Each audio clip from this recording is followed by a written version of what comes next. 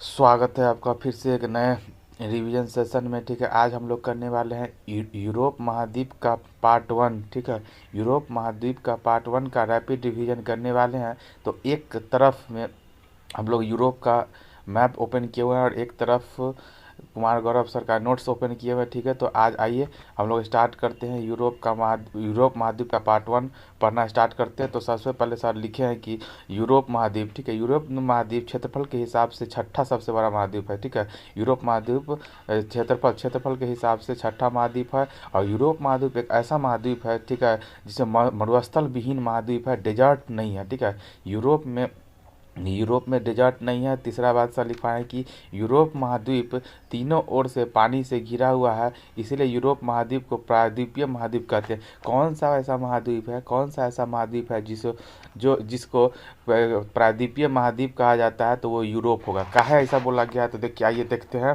कि ऐसा कहा गया है। देख लीजिए यहाँ मैप में दिख रहा है कि यूरोप, ये पूरा, ये देखिए इधर एशिया हो गया। ठीक है, रूस के बाद इधर एशिया है। तो देखिए इधर हो गया आपको तीनों तरफ से, देख लीजिए श्वेत महासागर है, उसके बाद श्वेत सागर है, उसका नॉर्वेजियन, देखिए नॉर्वेजियन सागर हो गया, ये नॉर्वेजियन सागर है ना, नॉर्वेजियन सागर हो गया एक तरफ से। उसके बाद क्या कहते हैं कि नॉर्वेजियन सागर, उसके बाद उत्तरी उत्तरी सागर यहाँ पे है, उत्तरी सागर। ठीक है, उत्तरी सागर हो गया। उसके बाद नीचे में आपको, नीचे देखिएगा तो क्या कहते हैं कि नीचे नीचे में आपको आ जाएगा।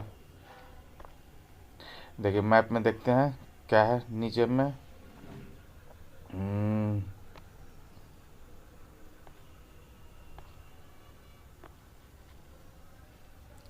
ठीक है, तो तीन तरफ से देखिए भूमध्य सागर हो गया, भूमध्य सागर, नीचे भूमध्य सागर, ऊपर नॉर्वेजियन सागर, उत्तरी सागर, और क्या बोलते हैं कि इधर भूमध्य सागर, ये सब है। ठीक है, देखिए यहाँ भूमध्य सागर है ना, ये भूमध्य सागर नीचे हो गया। ठीक है, उसके बाद क्या कहते हैं ऊपर में देख लीजिए, ऊपर में क्या है, नॉर्वेजियन सागर है, यहाँ पे नॉर्वेजियन सागर। उसके बाद उत्तरी सागर, यहाँ पे उत्तरी सागर है। तो तीनों तरफ से लगभग, ठीक है, अगर ठीक से देखिएगा तो तीनों तरफ से क्या बोलते हैं कि पानी से घिरा हुआ है, इसीलिए यूरोप महाद्वीप को प्रायद्वीपीय महाद्वीप कहते हैं। ठीक है, आइए स्टार्ट करते हैं। तो स्टार्ट करते हैं तो क्या है कि शुरू में सबसे पहले आता है आइसलैंड। देखिए यहाँ आइसलैंड है। ठीक है, आइसलैंड यहाँ पे हो गया, तो आइसलैंड हो गया। आइसलैंड के बारे में है कि इसका राजधानी रिकवेजिक है। क्या होगा, इसकी आइसलैंड की राजधानी कहाँ है, रिकवेजिक। ठीक है, और विश्व की सबसे उत्तर में राजधानी, ठीक है, विश्व का सबसे उत्तर में राजधानी कौन है, यही है रिकवेजिक है, जो कि आइसलैंड का राजधानी है। ठीक है, उसके बाद आता है नॉर्वेजियन सागर। तो देखिए नॉर्वेजियन सागर आ गया। ठीक है, नॉर्वेजियन सागर यहाँ पे है। ठीक है, नॉर्वेजियन दूसरे नंबर पर याद रखना। आइसलैंड के बाद क्या हो गया, नॉर्वेजियन सागर। और पूछेगा कि सबसे विश्व का सबसे उत्तर में राजधानी कौन सा है, तो वही आइसलैंड का राजधानी रिकवेजिक है। ठीक है, रिकवेजिक, क्या कि उसके बाद नॉर्थ पोल आ जाएगा। ठीक है, आगे बात करते हैं कि तीसरा बात है कि यहाँ पे नॉर्वे, उसके बाद तीसरा पे नंबर पर कौन आता है, यहाँ नॉर्वे देख लीजिए, नॉर्वे है। ठीक है, यहाँ पे नॉर्वे हो गया, जिसका राजधानी ओस्लो है। ठीक है, और शांति का नोबेल पुरस्कार 5 क्षेत्र में दिया जाता है ना, क्या बोलते हैं, शांति का अवार्ड, उसमें से एकमात्र शांति का नोबेल पुरस्कार है, जो कि नॉर्वे की राजधानी ओस्लो में दिया जाता है। ठीक है, और बात करते हैं कि नॉर्वे का तट न कटा फटा, देख लीजिए नॉर्वे का, देखिए तट यहाँ पे, नॉर्वे का तट देखिए यहाँ, ये वाला है ना नॉर्वे का तट, ये वाला, ये नॉर्वे का तट कितना कटा फटा है। इसको फ्रियोर्ड तट बोला जाता है। क्या बोला जाता है, फ्रियोर्ड तट बोला जाता है, फ्रियोर्ड तट। ठीक है, आगे बात करते हैं, चौथे नंबर पे है, चौथे नंबर पे देखिए यहाँ पे चौथे नंबर पर है स्वीडन। यहाँ पे स्वीडन दिख रहा है, स्वीडन। ठीक है, चौथे नंबर पे स्वीडन है। ठीक है, स्वीडन की राजधानी स्टॉकहोम है। कौन सा, स्टॉकहोम। और नोबेल पुरस्कार जो बाकी शांति के अलावा जितना बचता है, बाकी नोबेल पुरस्कार 10 दिसंबर को यहीं पे वितरित होता है। ठीक है, यहीं पे डिस्ट्रीब्यूट किया जाता है 10 दिसंबर को, जिस दिन क्या बोलते हैं कि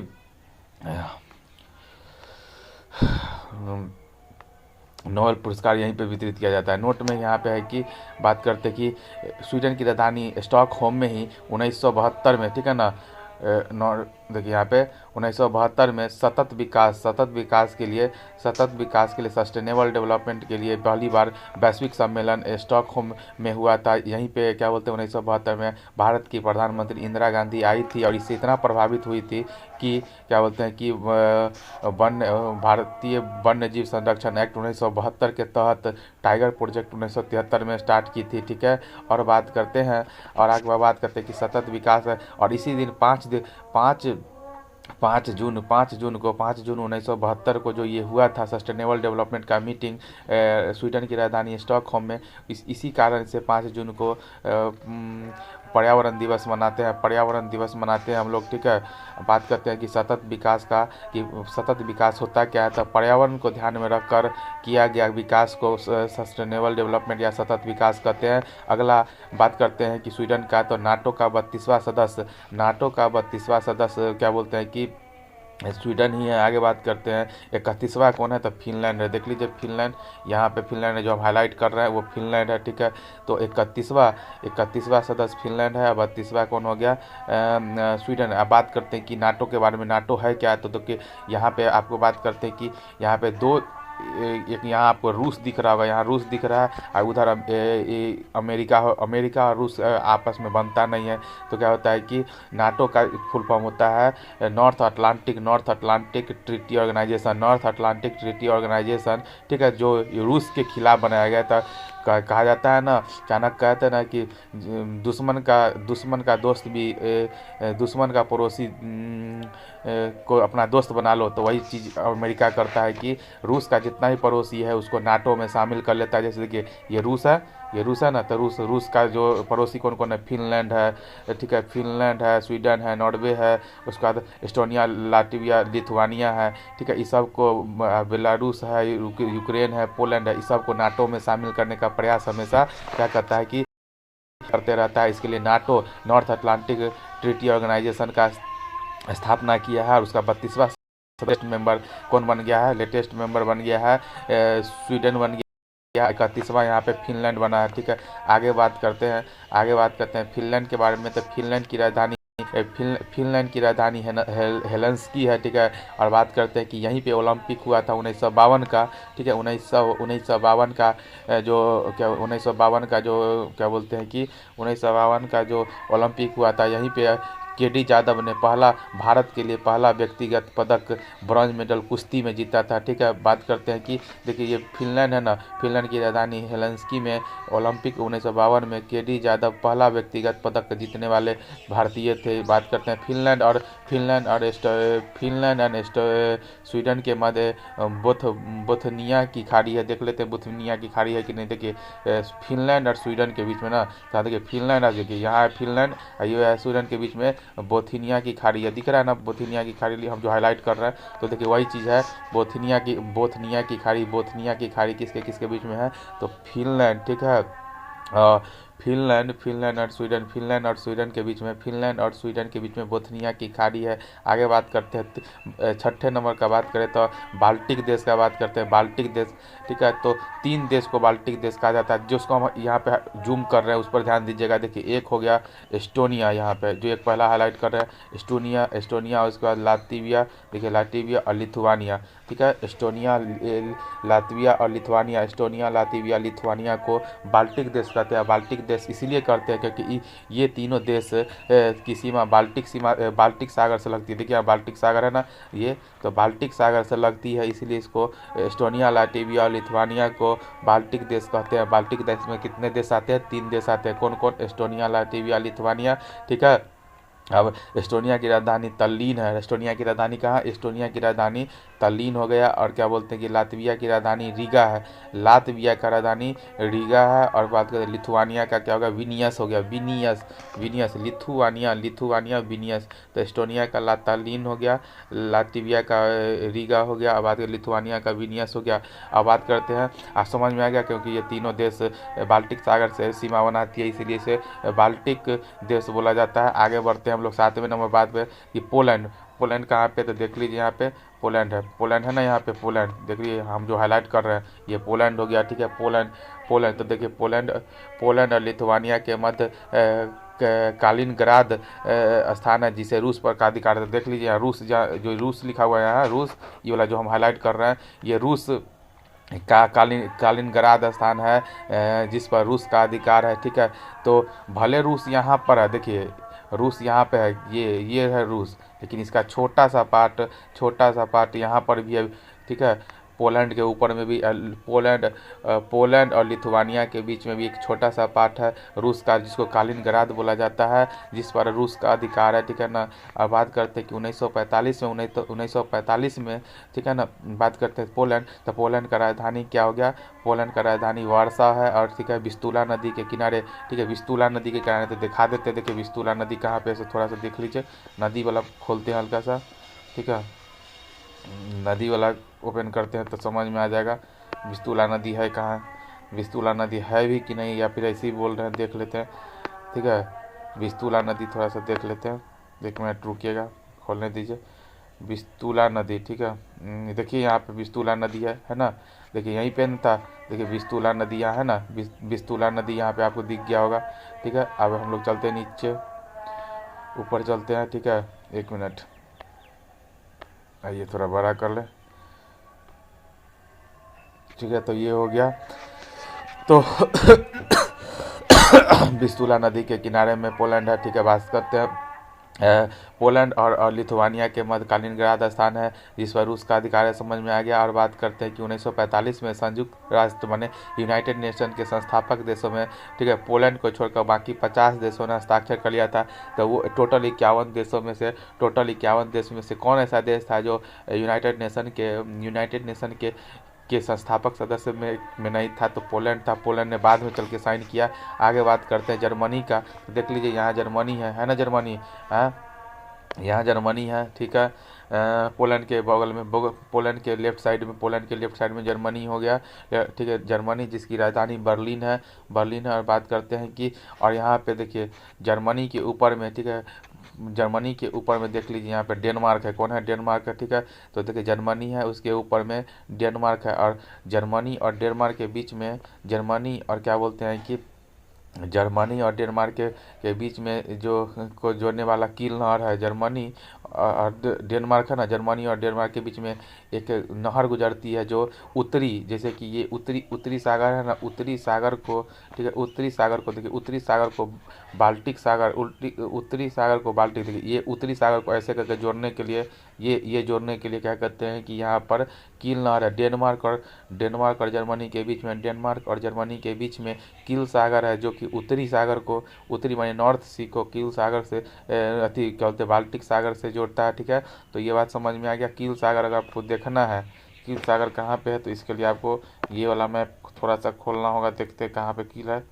कहीं पर लिखा हुआ है क्या कील सागर है कहीं पर, देखिए यहाँ देख लीजिए कील सागर लिखा है। देखिए यहाँ पे देखिए उत्तरी सागर है ना, उत्तरी सागर है, यहाँ पे बाल्टिक सागर है ना, बाल्टिक सागर, इसको जोड़ने वाला कौन है, तो कील नहर। ठीक है, मानव निर्मित नहर है, काट के बनाया गया है। डेनमार्क और क्या बोलते हैं कि डेनमार्क और जर्मनी के बीच में काट के मानव निर्मित नहर है, जो कि कील नहर है, जो उत्तरी सागर को बाल्टिक सागर से जोड़ती है। ठीक है, ये बात आपको समझ में आ गया होगा। थोड़ा सा एडजस्ट करिएगा, क्या है कि हमारे पास व्यवस्था नहीं है और इस चीज़ का पेन का। ठीक है, तो थोड़ा बहुत एडजस्ट करके चलते हैं। ठीक है, आगे बात करते हैं डेनमार्क का बात करते हैं। डेनमार्क का राजधानी कहाँ है, कोपनहेगन है। कहाँ पे है, कोपनहेगन है, डेनमार्क की राजधानी कोपनहेगन है। और बात करते हैं कि डेनमार्क ना जटलैंड प्रायद्वीप पर है। ये जो आप प्रायद्वीप देख रहे हैं, ये छोटा सा प्रायद्वीप, ये इसको बोला जाता है डेनमार्क, जिस पे है उसको जटलैंड प्रायद्वीप पे है। ठीक है, आगे बात करते हैं कि उत्तरी सागर और बाल्टिक सागर को जोड़ने के लिए कील नहर जर्मनी का निर्माण किया गया है। ठीक है ना, बात करते हैं कि उत्तरी सागर और बाल्टिक सागर को जोड़ने के लिए कील नहर, ठीक है ना, का निर्माण किया गया है। किसने निर्माण किया है, तो जर्मनी ने निर्माण किया है। जर्मनी का बात करते हैं कि उत्तरी सागर और बाल्टिक सागर को जोड़ने के लिए कील नहर का निर्माण किया गया। आगे बात करते हैं नॉर्डिक देश कौन कौन आता है। अब थोड़ा सा यहाँ पे ये देखना होगा कि नॉर्डिक देश में कौन कौन आता है। नॉर्डिक देश देखो, नॉर्वेजियन सागर के आसपास का जो देश है ना, जिसका सीमा इससे नॉर्वेजियन सागर से मिलता है, उसको नॉर्डिक देश कहा जाता है। अब देखिए नॉर्डिक देश क्या हो गया, कौन कौन आता है नॉर्डिक देश में, तो सबसे पहले आता है आइसलैंड। तो यहाँ पे आपको आइसलैंड दिख रहा है ना, तो आइसलैंड हो गया, ठीक है। आइसलैंड, यहाँ पे फेरो द्वीप दिख रहा है, तो ये फेरो द्वीप हो गया। थोड़ा सा तो जूम कर लेते हैं, ठीक है। तो ये फेरो द्वीप, आइसलैंड, ठीक है, और फेरो द्वीप हो गया, फेरो द्वीप। उसके बाद क्या बोलते हैं कि नॉर्वे हो गया, देखिए नॉर्वे है, ठीक है। आगे बढ़ते हैं, नॉर्वे, ठीक है, नॉर्वे हो गया, ठीक है, नॉर्वे। उसके बाद स्वीडन, फिनलैंड और डेनमार्क, ये डेनमार्क। तो ये जितना है वो सब का नॉर्डिक देश आता है। तो देखिए आइसलैंड हो गया, फेरो द्वीप, आइसलैंड एक नंबर पे, ठीक है। उसका फेरो द्वीप हो गया, देखिए यहाँ, ठीक है। तो ये आइसलैंड, देखिए आइसलैंड हो गया, ठीक है, आइसलैंड। उसके बाद फेरो द्वीप, आइसलैंड। उसके बाद फेरो द्वीप यहाँ हो गया, फेरो द्वीप। उसके बाद क्या कहते हैं कि फेरो द्वीप। उसके बाद नॉर्वे, स्वीडन, फिनलैंड, फिनलैंड और यहाँ पे डेनमार्क हो गया, ठीक है। यहाँ पे डेनमार्क हो गया। तो ये सब जितना डेनमार्क में ही ग्रीनलैंड आता है, तो ग्रीनलैंड भी आ जाएगा। तो ये सारा का सारा क्या हो जाएगा, ये सारा का सारा नॉर्डिक देश होगा। तो नॉर्डिक देश में कौन कौन आ गया, आइसलैंड आ गया, फेरो द्वीप आ गया, नॉर्वे, स्वीडन, फिनलैंड और डेनमार्क, जिसको ग्रीनलैंड कहते हैं, वो आ गया। आगे बात करते हैं नीदरलैंड के बारे में बात करते हैं। उसके बाद कौन सा है, नीदरलैंड है, ठीक है। जर्मनी के एक तरफ में नीदरलैंड है, ठीक है। ये देख रहे हैं जर्मनी के नीचे, ये नीदरलैंड है, ठीक है। ये नीदरलैंड हो गया, ठीक है। और नीदरलैंड के बारे में, नीदरलैंड का पुराना नाम होलैंड भी है। इसका राजधानी एम्स्टर्डम है, एम्स्टर्डम है, ठीक है। एम्स्टर्डम है, ठीक है। यहाँ पे दो बहुत ही इंपॉर्टेंट जगह है। पहला है दहेग। तो दहेग में क्या, अंतर्राष्ट्रीय न्यायालय, इंटरनेशनल कोर्ट का मुख्यालय है। और एक रोटरडैम जगह है जो बंदरगाह है, यूरोप का सबसे व्यस्तम बंदरगाह, बिजिएस्ट पोर्ट ऑफ, क्या बोलते हैं कि यूरोप कौन है, रोटरडैम है। और ये राइन नदी पर है, ठीक है। ये कौन सा नदी पे है, राइन नदी पे है, ठीक है, राइन नदी पे है, ठीक है। आगे बात करते हैं राइन नदी पे है कि नहीं, इसे देख लेते हैं थोड़ा सा। देखिए राइन नदी आता है कि, देखिए यहाँ पे राइन नदी है कि नहीं, राइन नदी दिखा हुआ है यहाँ पे, देखिए राइन नदी, ठीक है। तो राइन नदी पे है, ठीक है। आगे बात करते हैं, ठीक है। थोड़ा सा मैं आपको बार बार इसको करना पड़ेगा तभी जाके समझ में आएगा, ठीक है। तो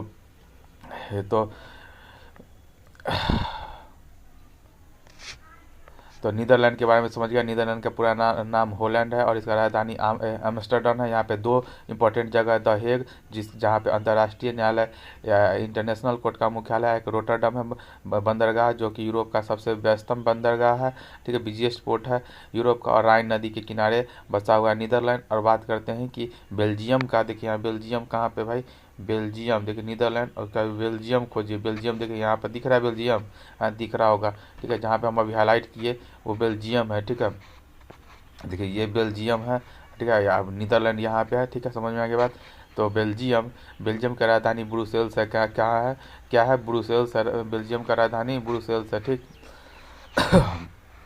आ, तो क्या बात करते हैं कि बेल्जियम का राजधानी ब्रुसेल्स है। बेल्जियम की राजधानी ब्रुसेल्स में यूरोपियन यूनियन का हेडक्वार्टर है। और दो का हेडक्वार्टर है, एक यूरोपियन यूनियन का, एक NATO, North Atlantic Treaty Organization, दोनों का क्या बोलते हैं कि हेडक्वार्टर कहाँ है, बेल्जियम ब्रुसेल्स में, ठीक है। बात करते हैं बेल्जियम में एक स्थान है जिसका नाम है एंटवर्प है। एंटवर्प स्थान है जो हीरो को तराशने का काम यहाँ पे होता है सबसे ज़्यादा मात्रा में, ठीक है ना। एंटवर्प स्थान है, क्या है, एंटवर्प स्थान, ठीक। एंटवर्प स्थान है जहाँ पे क्या होता है, हीरो को तराशने का काम होता है। जो भारत में सूरत का जो काम है ना, वही चीज़ यूरोप में एंटवर्प स्थान है जहाँ पे हीरो का तराशने का काम होता है। उसके बाद आता है लग्जमबर्ग। देखिए लग्जमबर्ग का बात करें तो देखिए लग्जमबर्ग कहाँ पे, ये देखिए लग्जमबर्ग, समझ में आ गया, ये देखिए लग्जमबर्ग, ठीक है। तो लग्जमबर्ग ये हो गया, ठीक है, लग्जमबर्ग हो गया। नोट में एगो सर बात यहाँ पे लिखाए हैं कि ये तीन जो है, तीन कंट्री है, जो एक नीदरलैंड हो गया जो टिक लगा हुआ है, फिर बेल्जियम हुआ, उसके बाद लग्जमबर्ग है, ठीक है। ये तीनों देश लैंडलॉक कंट्री है, ठीक है। नीदरलैंड, बेल्जियम और लग्जमबर्ग लैंडलॉक कंट्री है, लो लैंड कंट्री है, क्योंकि यह देश समुद्र तल से कम ऊंचाई पर है, ठीक है। क्योंकि यह देश समुद्र तल से कम ऊंचाई पर है, इसीलिए ये क्या है कि क्या बोलते हैं कि ये क्योंकि यह देश समुद्र तल से कम ऊंचाई पे, इसलिए इसको लोलैंड कंट्री बोलते हैं, ठीक है। आगे बात करते हैं, चूंकि नीदरलैंड लोलैंड कंट्री है, इसीलिए समुद्र का पानी ना इसमें घुस जाता है। नीदरलैंड में क्या होता था, नीदरलैंड में ना समुद्र का पानी घुस जाता था, जिसका कि इसका जो सीमा है, इसका जो लैंड वाला पार्ट है, कट फट जाता था, ठीक है ना। तो इसलिए इसके उपाय में क्या किया, चूँकि नीदरलैंड लोलैंड कंट्री है, इसलिए समुद्र का पानी बाढ़ का कारण बनाती है। और समुद्र का पानी का देश में घुसने से रोकने के लिए यहाँ पे दीवार नुमा आकृति बनाया गया है, सिस्टम तैयार किया है जिसे डाइक कहा जाता है। तो देख लीजिए भाई, जो नीदरलैंड है, ठीक है, नीदरलैंड है, उसमें क्या होता है कि डाइक बना दिया गया है, ठीक है। यहाँ पिक्चर में आप देख सकते हैं कि नॉर्थ सी का पानी है ना, देखिए यहाँ नॉर्थ सी है, ये नॉर्थ सी है, ठीक है।